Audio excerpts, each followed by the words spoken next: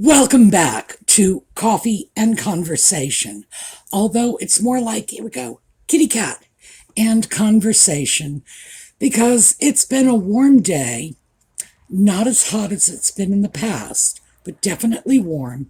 So I decided to forego the coffee. And because it hasn't been as hot as it's been, the cat is my friend tonight. So, what do you say? You going to do the video with me? Yes, I think that's a yes. He was doing his usual. I'm going to show you a picture. This is what he does. When it gets warm, he just throws himself on the floor a couple of feet away from me, lies on his back with his little paws up in the air, pretending he's a dead cat, hoping I will take pity on him and make it be not quite so hot out. So, I guess it worked, because he's my friend and I'm back in his good graces this evening. So, I am doing this later in the day than usual, but again, that has to do with the weather. It's usually easier for me to do videos in the evening when it's hot in the afternoon. So, today I thought I would follow up on what we were talking about last weekend, and we're going to stick with clothing, how to care for it, and a few other interesting tidbits. So, when we come back.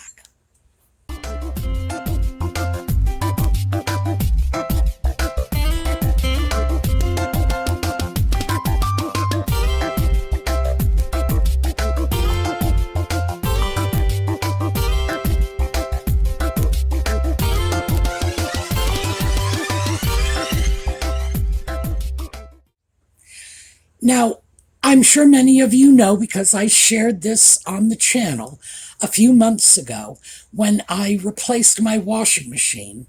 I replaced the agitator model with an impeller model. And the agitator model has that agitator that goes around. And of course, as I mentioned at the time, I was sick to death of pulling my sheets out of the washer and finding big tears in them. It really was my bed sheets that were the problem. The washing machine was just eating them. So I haven't had problems like that with the impeller machine, because all that does is just spin around. There's no agitator in the middle. An impeller machine is better for delicate clothing, and an agitator machine, the primary use would be if you lived on a farm where you were throwing blue jeans and overalls that were utterly filthy day after day into the washing machine.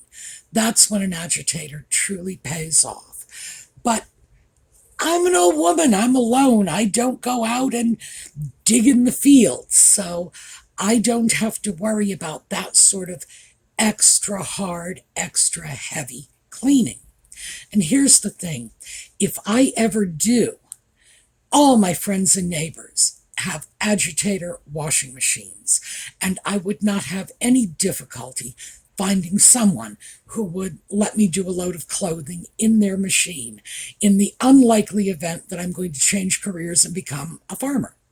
So I would say, if you're looking at getting another washing machine, I would go for an impeller. I wouldn't go for the model I got. The one that I got was very electronic. It was actually hard to figure out how to make that thing work in the first place. And I'm still not exactly sure how. I'm still holding the instruction pamphlet and staring at it every time I want to change over to another cycle. In time, I will get used to it. But it does worry me, because the more technologically advanced these machines are, the more likely they are to end up with problems. So that's just, my advice would be go for something a little less technologically advanced. Stick with the Neo-Luddite model. That was the first big change I made. The second was I went out and got laundry bags, little mesh bags. You throw your clothing in, particularly your delicates, and throw it in, and then they don't get beaten up and battered around in the wash. Now, with no agitator, it's less of an issue for me, but still, even an impeller washer, well, it's a washing machine. These little mesh bags make it possible to do things that should ordinarily be hand washed. And also, there are a number of things that I have that I don't want to get stretched out in the washing machine. Let me give you an example. I put my wool socks into a little mesh laundry bag because wool socks have a tendency, because they're long and narrow as they're wet, they have a tendency to get stretched out in all kinds of different ways. And I think the wool socks are probably a good deal safer in a little mesh bag. So let me show you the bags I got. Now, this was a set, I think it's something like 8 bags. The largest bag I could throw a bed sheet in. That's how big it is. And there are a number of smaller sizes. And ordinarily, when I do my wash, I will throw 3 or 4 little bags with different things in them. It not only keeps them safer in the wash, but it reminds me when I'm taking them out of what is not supposed to go in the dryer, because that's the other side of it. When we get talking about drying, we'll get to that. But it serves as a very strong visual reminder. It's like, well, here's the bag. That means I have to line dry this. It's usually very easy because the washing machine does a great job of wringing out most of the excess water. My little set of bags, Walmart, $12. It was a very good investment. There were another couple of things I did. One of which is I went out and got a box of 20 Mule Team Borax. I hadn't used that in years, not since I was actually quite young, because modern laundry detergents do a very good job of compensating for hard water. Of course, you're putting more chemicals in your clothing to make up for the hard water. But clothes get cleaner in softer water. It's just that simple. So the borax will soften the water, and I will throw borax in the wash. I also have Calgon water softener. It's more chemicals. I'm less happy with that than I am with the borax. But the advantage to the Calgon is it's easier for me to use it if I'm hand washing. So I keep them both around. But it's very easy to check on the hardness of your water. You just go to Google, put in water hardness, and then your county, Baxter, Mississippi, or whatever county you're in. Or, you could say, Cumbria, UK, and they'll tell you how relatively hard or soft your water is. In the US, it varies from very soft water in some places to ridiculously hard water in others, because it's a huge country, a lot of geography here. I would imagine in other places like the UK, which is a smaller country, or Canada, even though I know you're going to say, but wait, Canada is a much larger country. Yes, it is. Yes, it is. But the populated areas of Canada are the southernmost areas. So the areas of population are relatively small compared to the overall size of the country. So Canada is probably going to see the same differences we see from, the East Coast going across the country to the West Coast. But it's worth noting, if you are in an area with soft water, well, congratulations to you. If you are in an area with very hard water, you might actually have a whole house water softening system. I am in an area with medium medium hardness to slightly above. It's not super hard, but it's definitely not soft.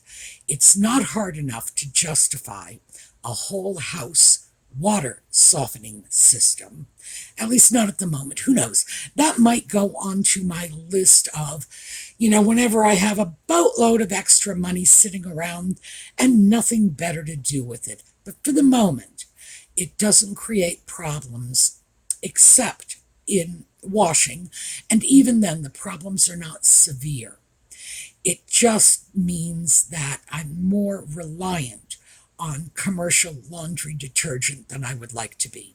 So the borax takes the edge off that.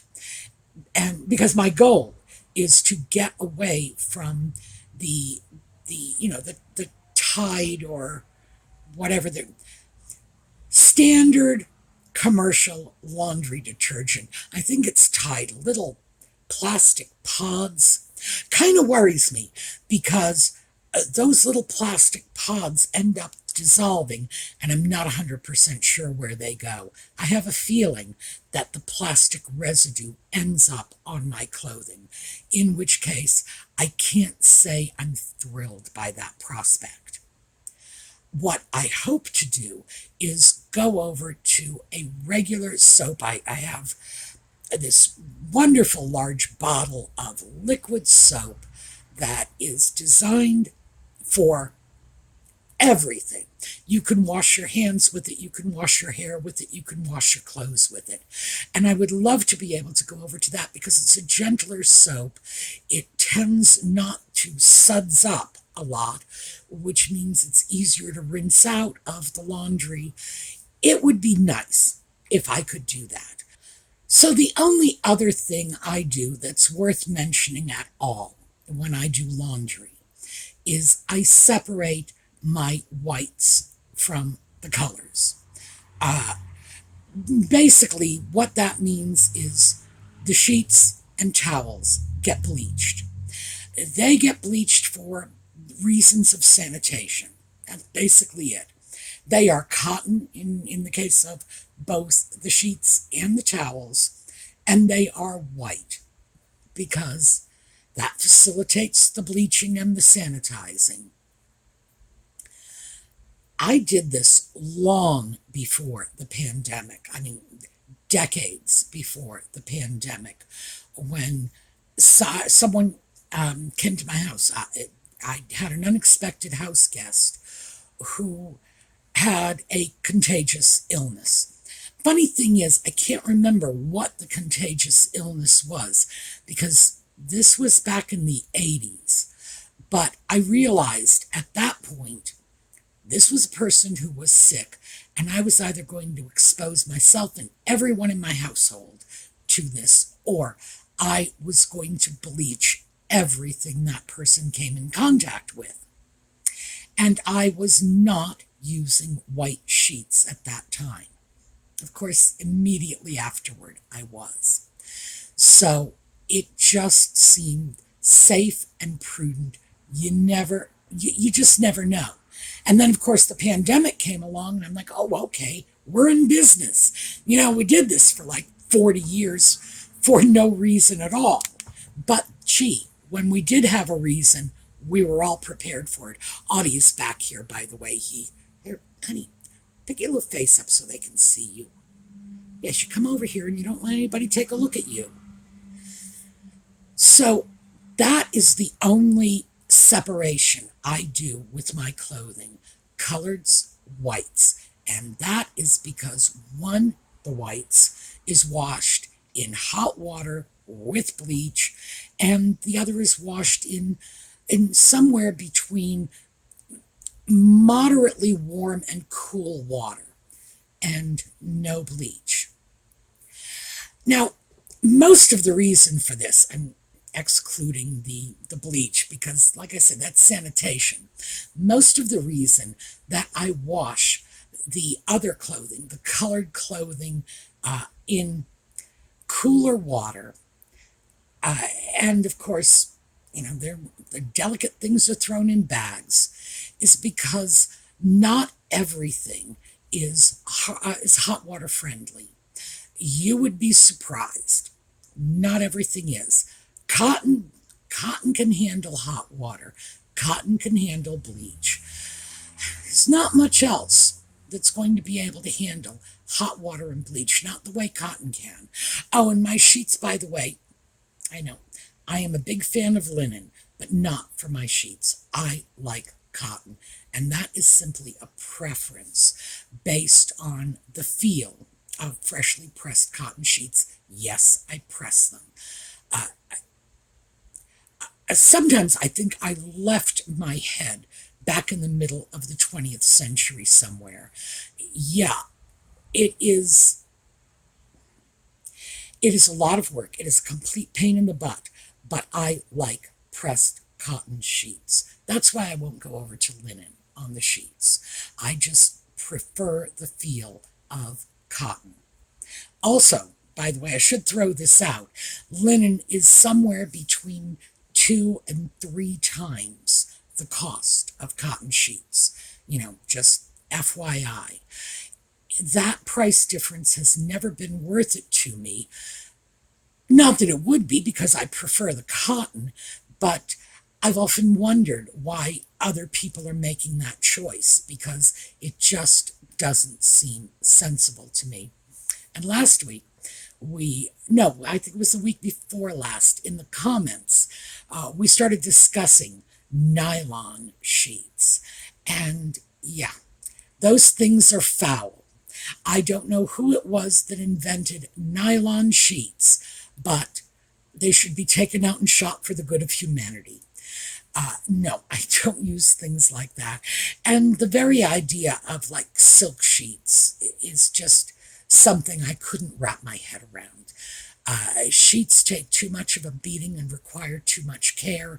And if you have enough money so that you don't care that your silk sheets are getting hard use and going through the wash and so on, then you have enough money to go off and hire a maid so you don't have to worry about doing it yourself. And besides, if you have that kind of money, you're probably not sitting around on a Saturday morning watching YouTube. You're probably off at the polo club. That's just my personal preference in terms of the bedding. And in some ways, it has made my life a lot easier. The fact that I can bleach the sheets and the towels has been a big plus, and was a big plus in 2020. But the extra work, yeah, it's a problem. So, what can I say? I'm willing to do it. But that is the distinction I make. Some things, the sheets and towels, get washed in hot water with bleach, and then the sheets get pressed. The towels do not. That always struck me as a little off. I have known people who did that. I've also known people who assigned towels in their household. This is your towel, this is your towel. I don't do that. That's one of the reasons that bleaching is all that much more important. The towels are out, and whoever is first in line grabs the next towel, and that's it. And then, they'll go into the wash. I never did that. Everybody has their own towel thing. I guess that would probably cut down on the need for sanitizing, but... So next up, we've got the dryer. I tend to dry about half of my clothes. The towels, absolutely, they get fluffed up in the dryer. I do not like line-dried towels. I like air fluff towels from the dryer. I don't know what to say. Very spoiled about that. The sheets, no. Usually, because I press them, I will usually take them out of the washer, sit them on top of the washer for a couple of hours, while I talk myself into pulling out the ironing board and getting ready to iron them, which is usually a production, because I'm not exactly thrilled to be doing it, so I'll try to put it off a little. and they are usually only just damp by the time I'm pressing them, and I will press them pretty much, not quite wet out of the washer, but pretty close to it, and it makes it easier to press them. So I don't have to worry about that. That's a piece of cake. About half my clothing goes into the dryer. This is something I'm going to have to work on. I really am, because the delicate part, anything that's linen gets dried on a hanger. Anything that's wool, again, dried on a hanger. All the underwear, bras, pants, whatever, all the underwear dried on hangers that I just sort of position around the bathroom mostly. But because the washer takes so much water out of these things, I could probably hang them anywhere. It's not like the old days when they might be dripping on the floor. They just need to be out exposed to the air. I really should start making some effort to dry them outdoors. But around here, our air quality is not great. We've got a lot of tractor trailers in the area, which means there's a lot of pollution here. So I'm not sure. I have to kind of think about that. Is this something I really want to do? I might be willing to string a clothesline out on the patio because the patio's covered. But that's somewhere in the future. As the plans move forward, things like getting rid of the laundry pods and that nasty little detergent thing, maybe stringing up a line outside so that I don't have to walk around with half a dozen coat hangers on every hook and doorknob on laundry day. But that is about half of it. The other half goes into the dryer, and frankly, it could just as easily go out on a line. It would be good for me. It would be good for my electric bill. It would be good for the environment. It would be good in terms of energy consumption, etc., etc. So that's sort of something I am striving for at some point in the future. I probably will not ever find myself without a clothes dryer. That's something I'm just too spoiled by. I do like the towels coming out of the dryer, but linen is not going in the dryer. Wool is not going in the dryer. Anything with like spandex, so underwear, bras, things where the spandex is really a significant part of the garment. Not like a pair of, for example, elastic waist pants. Something like that, I could throw that in the dryer and not really fuss about it. But if the spandex component is significant, yeah, that probably really needs to be hung instead of dried.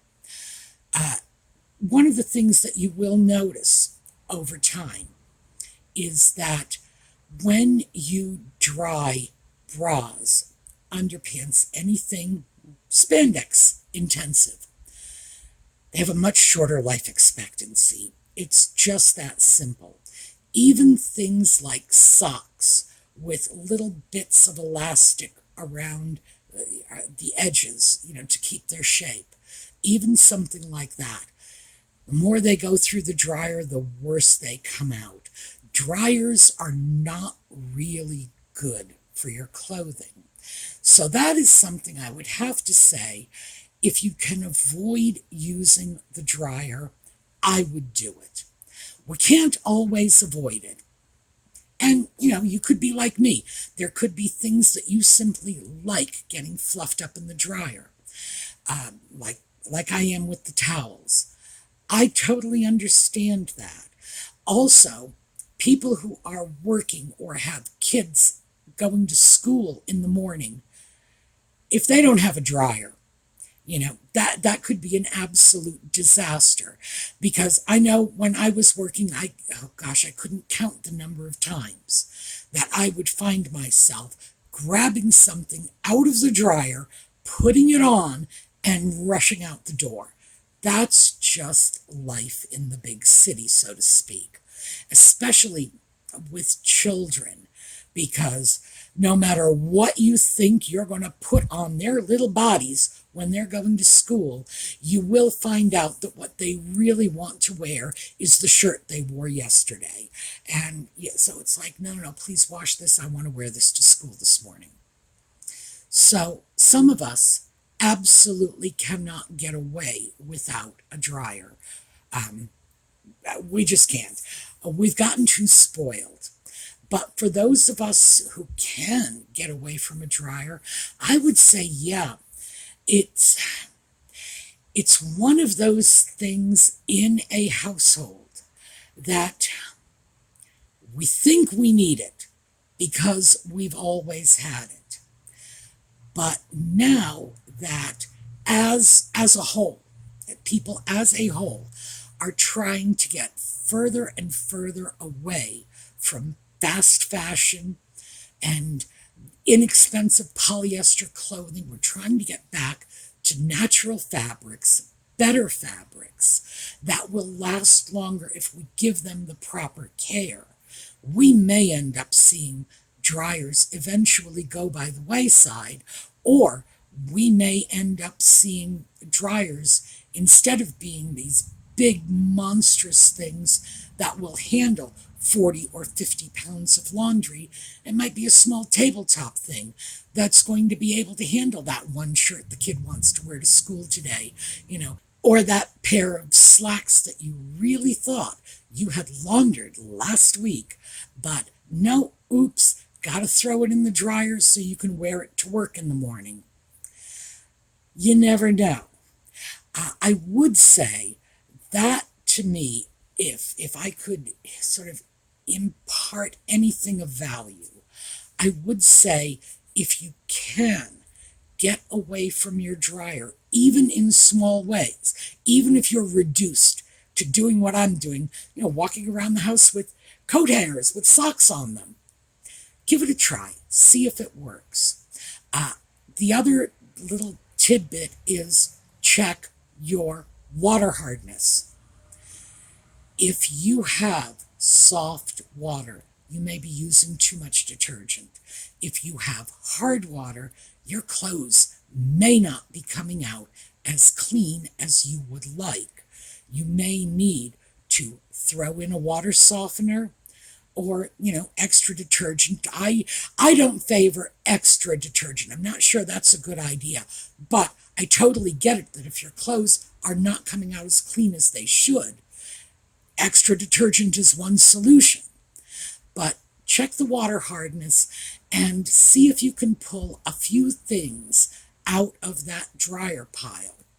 Also, get yourself some of those little mesh laundry bags.